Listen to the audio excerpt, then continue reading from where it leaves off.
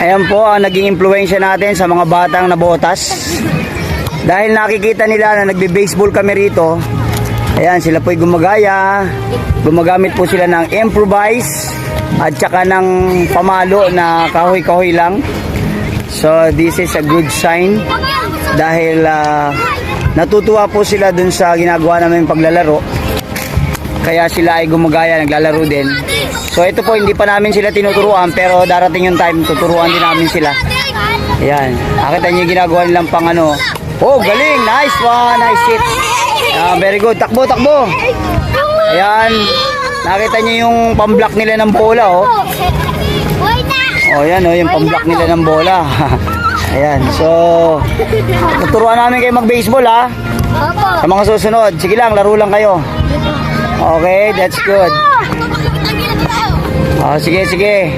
Nice play, nice play. Oh, very good, nice hit. Ayan na, oh.